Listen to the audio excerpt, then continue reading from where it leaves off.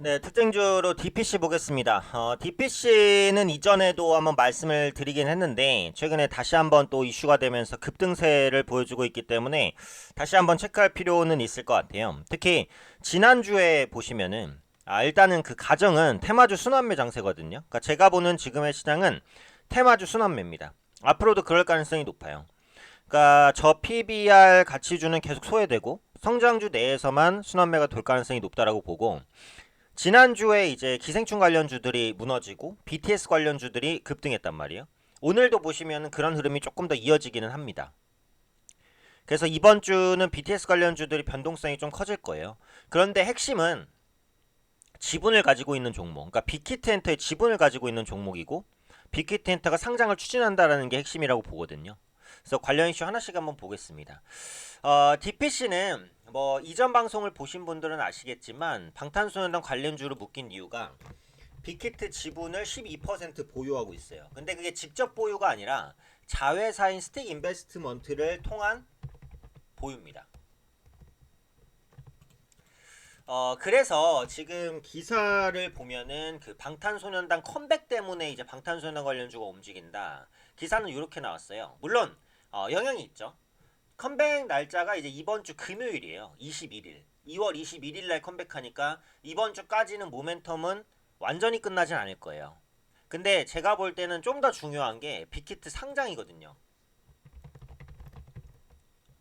빅히트 엔터가 예전에는 뭐 상장 관련된 결정된 게 없다라고 했는데 그렇게 말을 한 다음에 그 얼마 되지 않아서 상장을 좀 추진하는 것으로 보죠. 시장이 주목하는 것은 결국 이제 빅히트 엔터의 기업 가치입니다. 약 4조 원 전망합니다. 4조 원. 엄청나죠. 네, 4조 원. 이 4조 원의 가치는 누가 다 가져왔어요? 방탄소년단이 95%, 98% 이상 가져왔죠. 네. 그런 만큼 빅히트 엔터의 지분을 가지고 있는 종목을 주목받는 건데, 지금 빅히트 자회사가 지분 12% 갖고 있으면은 4조 원이라고 봤을 때 지분 가치만 4천억 이상이 되는 거잖아요. 그러니까 당연히 GPC가 급등하는 것도 이해는 간단 말이죠. 근데 이제 테마성으로 한번 급등이 바닥권에서 나왔었고 그 다음에 두 번 나왔고 오늘 세 번째까지니까 저점 대비해서는 한 120%에서 130% 정도 올랐어요. 특히 이제 지금 시점에서 윗꼬리를 굉장히 길게 달면서 변동성이 커지는 그런 모습들 나타나고 있고요. 그렇죠? 그래서 지금은 어찌되었던 간에 어쩔 수 없이 결국 이제 보유자의 영역일 수밖에 없는, 네, 그런 상황이 됐습니다. 그런데 사실은 이게 모멘텀이라는 게 좀 풍부하게 가지고 있으면 좋고 상대적으로 저가 매력이 있으면 더 좋기는 한 거거든요. 그래서 지금 빅히트의 지분 구조를 보면은 당연히 방시혁 씨가, 제가 듣기론 BTS라는 그 방탄소년단 이름이 방시혁의 뭐 어쩌고저쩌고라고 들었는데 확실히 모르겠어요. 저도 알아보지 않았는데 어쨌든 방시혁 씨가 이제 가장 많은 지분을 보유하고 있고 그 다음에 다양한 회사들이 지분을 보유하고 있는데, 지금 말씀드리는 그 DPC의 자회사 스틱 인베스트먼트가 빅히트엔터의 지분 12%를 보유하고 있고 한국투자증권도 일정 지분을 보유하고 있어요. 그리고 상장되지 않은 상장 기업과는 관련성을 찾기 어려운 기업 또한 1, 20% 지분을 보유하고 있고, 근데 여기서 사실 주목하는 것은 넷마블이거든요. 이게 넷마블 같은 경우 보시면은 빅히트엔터의 지분을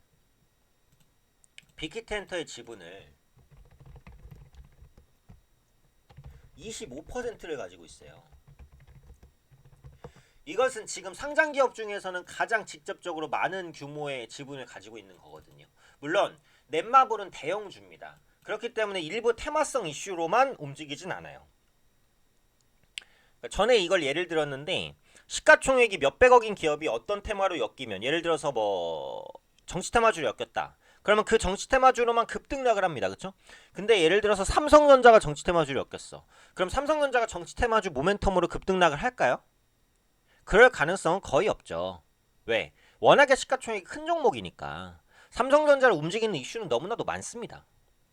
넷마블도 마찬가지예요. 시가총액이 워낙 큰 종목이기 때문에 본질적인 사업이나 이런 부분에 조금 더 포커스가 맞춰지지 일부 테마성으로만 움직이는 건 아니에요.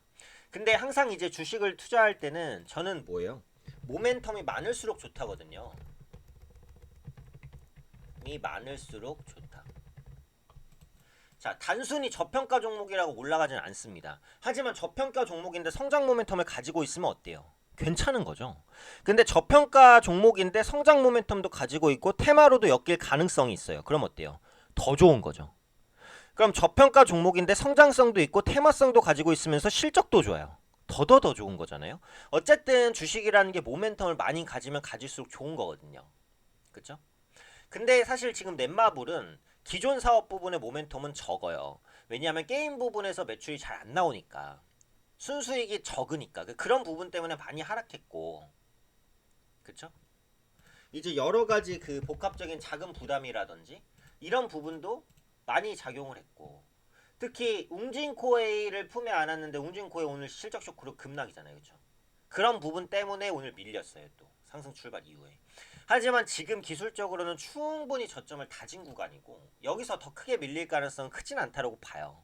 근데 이 빅히트 지분 25%를 단순 지분 가치로 보면 8천억 정도까지도 달할 수 있다라고 긍정적으로 전망하면 그럴 수 있다는 거죠.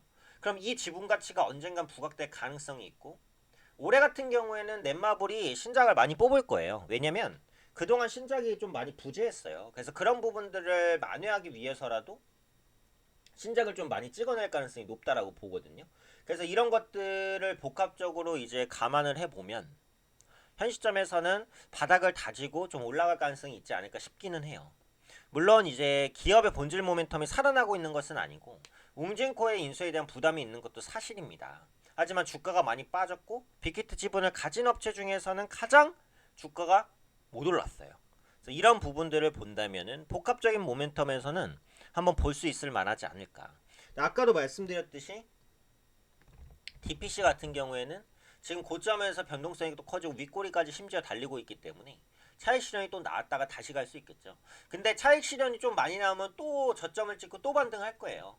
방탄소년단 컴백은 금요일이니까 금요일까지 모멘텀이 유지됐는데 금요일부터 또 모멘텀이 끝나냐 그건 아니야. 방탄소년단 활동 결과와 빅히트엔터의 그 상장 추진 본격화 이슈에 따라서 또 움직일 수 있으니까요.